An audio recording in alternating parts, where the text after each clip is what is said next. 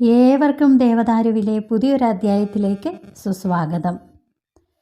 ഇന്ന് നമുക്ക് നമ്മുടെ നരസിംഹമൂർത്തി ഭഗവാന്റെ ജയന്തിയാണ് മെയ് 11. അഗതികൾക്ക് അഭയം നൽകുന്ന ഭഗവാനെ എപ്രകാരമൊക്കെ നാം അന്നേ ദിവസം പൂജിച്ചാൽ നമുക്ക് നന്മകളും പുണ്യവും ലഭിക്കുമെന്ന് നമുക്ക് നോക്കാം. നിരാശ്രയനായ സ്വന്തം ഭക്തൻ പ്രഹ്ലാദനെ അസുരനും മഹാദുഷ്ടനുമായ അവൻ്റെ അച്ഛനിൽ നിന്ന് രക്ഷിക്കാനായിട്ട് നിമിഷാർത്ഥത്തിൽ സംഭവിച്ച വിഷ്ണു ഭഗവാന്റെ 4ാമത്തെ അവതാരമാണല്ലോ നരസിംഹമൂർത്തി. സിംഹത്തിൻ്റെ രൗദ്രമുഖവും മനുഷ്യ ശരീരവുമുള്ള ഈ അവതാരപ്പിറവി വൈശാഖ മാസത്തിലെ ശുക്ലപക്ഷത്തിലെ ചതുർദശി തിഥിയിൽ ചോതി നക്ഷത്രം ഒന്നിച്ചു വരുന്ന ഒരു സന്ധ്യയ്ക്കാണ്. ഇക്കുറി നരസിംഹ ജയന്തി 2025 മെയ് 11 ഞായറാഴ്ചയാണ്. വിഷ്ണു ഭഗവാന്റെ അവതാരങ്ങളിൽ ഏറ്റവും ഉഗ്രരൂപിയായ നരസിംഹമൂർത്തി അത്ഭുതകരമായ തപോബലം കൊണ്ട് അസുരരാജൻ ഹിരണ്യകശിപു ബ്രഹ്മാവിനെ പ്രത്യക്ഷപ്പെടുത്തി ധാരാളം വരങ്ങൾ നേടി. ലോകം മുഴുവനും കീഴടക്കുക എന്ന ലക്ഷ്യം നേടാനായിട്ട് അസുരൻ ഈ വരങ്ങൾ സ്വന്തമാക്കിയത്. മനുഷ്യനോ മൃഗമോ പകലോ രാത്രിയോ ആയുധം കൊണ്ടോ ആയുധമില്ലാതെയോ ഭൂമിയിലോ ആകാശത്തോ വെച്ച് തന്നെ കൊല്ലരുത് എന്ന വരം നേടി അയാൾ സ്വന്തം ജീവൻ സുരക്ഷിതമാക്കി കളഞ്ഞു. ആർക്കും ഒരു വിധത്തിലും തന്നെ വധിക്കാനായിട്ട് സാധിക്കില്ലെന്ന ധൈര്യത്തിൽ 3 ലോകവും അങ്ങനെ അടക്കി വാണു.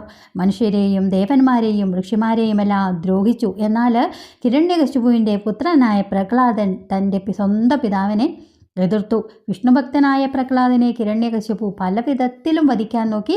പക്ഷേ ആ ഘട്ടങ്ങളിലെല്ലാം ഭഗവാൻ പ്രഹ്ലാദനെ രക്ഷിച്ചു. വിഷ്ണു ഭഗവാനെക്കുറിച്ച് നിരന്തരം ഭക്തിപൂർവം സംസാരിച്ച പ്രഹ്ലാദനുമായിട്ട് ഹിരണ്യകശിപു ശക്തമായിട്ട് കലഹിച്ചു. എല്ലായിടത്തും താൻ ഭഗവാനെ കാണുന്നു എന്ന പ്രഹ്ലാദൻ പറഞ്ഞപ്പോൾ തൊട്ടടുത്തുള്ള തൂണിലേക്ക് നോക്കി ഇതിലെന്തിൻ്റെ വിഷ്ണുവുണ്ടോ എന്ന് ചോദിച്ചു.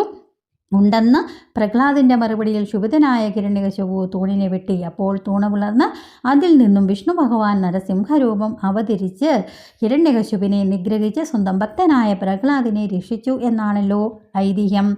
ഭക്തവത്സലനായ നരസിംഹ ഭഗവാന്റെ തിരു അവതാര ദിനമാണ് നരസിംഹ ജയന്തിയായിട്ട് നാം എല്ലാം ആചരിച്ചു വരുന്നത്. എല്ലാ നരസിംഹ ക്ഷേത്രങ്ങളിലും ഈ ദിവസം വളരെ പ്രധാനപ്പെട്ട ഒരു ദിവസമാണ്. അന്നേ ദിവസം നരസിംഹമൂർത്തിയായി മൂർത്തിയെ ഉപാസിക്കുന്നതിനും നരസിംഹ മന്ത്രങ്ങൾ ജപിക്കുന്നതിനും നെയ്വിളക്ക് കൊളുത്തുന്നതാണ് ഏറ്റവും ഉത്തമം. കാര്യസാധ്യത്തിനും ഐശ്വര്യത്തിനും ദുരിതം നീങ്ങുന്നതിനും നെയ്വിളക്ക് ഉത്തമമാണ്. അല്ലെങ്കിൽ എള്ളെണ്ണ ഉപയോഗിക്കാം. അറിഞ്ഞോ അറിയാതെയോ ഒക്കെ നമ്മൾ ചെയ്ത പാപങ്ങളെല്ലാം നീങ്ങി ഈ എള്ളെണ്ണ ദീപം കൊണ്ട് തെളിയിക്കുന്നതിലൂടെ നമ്മുടെ സർവ്വപാപങ്ങളും നീങ്ങുന്നതാണ്. നിലവിളക്കിൽ കിഴക്ക് പടിഞ്ഞാറ് എന്നിങ്ങനെ 2 ദിക്കിലേക്കും തിരിയിട്ട് കൊളുത്തണം. 5 ദിക്കിൽ തിരിയിടുന്നത് കൂടുതൽ ഉത്തമമാണ്.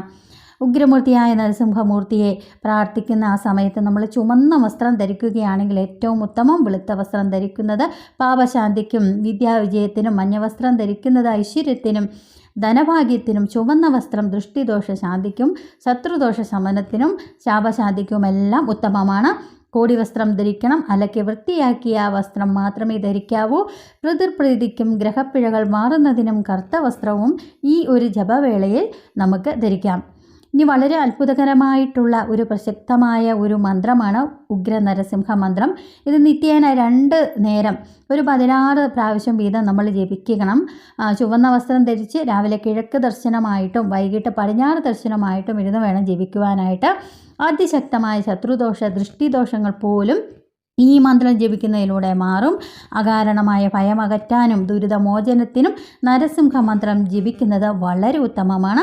നരസിംഹാവതാരം ത്രിസന്ധ്യാ നേരത്ത് ആയതിനാൽ അപ്പോൾ ഭക്തിയോടെ നരസിംഹമൂർത്തി മന്ത്രം ചൊല്ലുന്നതും ക്ഷേത്രദർശനം നടത്തുന്നതും കാര്യസിദ്ധി നൽകുമെന്നാണ് വിശ്വാസം.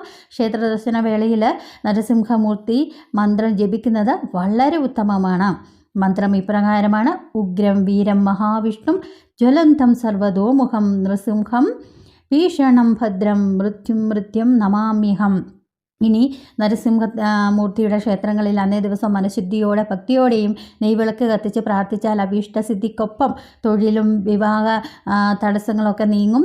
അതുപോലെ തന്നെ തുളസിമാല സമർപ്പിക്കുന്ന നരസിംഹമൂർത്തി ക്ഷേത്രങ്ങളിൽ നടത്താവുന്ന ഏറ്റവും പ്രധാനപ്പെട്ട ഒരു വഴിപാടാണ്. നരസിംഹ ഭഗവാന് ഇഷ്ടപുഷ്പം എന്ന് പറയുന്നത് ചുവന്ന ചെത്തിയും നിവേദ്യം പായസവുമാണ്. ഭഗവാന്റെ ജന്മനാളും പഞ്ചഭൂതങ്ങളിലെ വായുദേവൻ്റെ നാളുമായ ചോതി നക്ഷത്രത്തിൽ ഭഗവാനെ പ്രാർത്ഥിച്ചാൽ ആപത്തുകളിൽ നിന്നൊക്കെ നമുക്ക് രക്ഷ നേടാൻ സാധിക്കും. കടബാധ്യത നീങ്ങി കുടുംബത്തിൽ ഐശ്വര്യം നിലനിൽക്കാൻ പതിവായിട്ട് ചോതി നക്ഷത്ര ദിവസം നരസിംഹ ക്ഷേത്ര ദർശനം നടത്തി അല്ലെങ്കിൽ വീട്ടിലിരുന്നോ നരസിംഹമൂർത്തിയെ പ്രീതികരമായ ഭജനങ്ങൾ നടത്തി അല്ല ഞാൻ ഈ മുകളിൽ പറഞ്ഞ നരസിംഹമൂർത്തി മന്ത്രം ജപിക്കുന്നത് വളരെ ഉത്തമമാണ്. എല്ലാവിധ കാര്യസിദ്ധിക്കും ഇത് വളരെ ബലം ചെയ്യും. ഓം നരസിംഹമൂർത്തി ആയേ നമഃ. ഏവർക്കും ഈ വീഡിയോ ഇഷ്ടപ്പെട്ടു എന്ന് കരുതുകയാണ്. ആദ്യമായിട്ടാണ് നിങ്ങൾ എൻ്റെ ചാനൽ കാണുന്നതെങ്കിൽ ദയവായി സബ്സ്ക്രൈബ് ചെയ്യാൻ ശ്രമിക്കണേ. അതോടൊപ്പം ഞാനിടുന്ന ഓരോ വീഡിയോ നിങ്ങൾക്ക് ലഭിക്കുന്നതിനായിട്ട് ബെല്ലൈക്കൻ കൂടി ഒന്ന് സ്പർശിക്കുക. പുതിയൊരു അധ്യായത്തിൽ വരെ നന്ദി, നമസ്കാരം.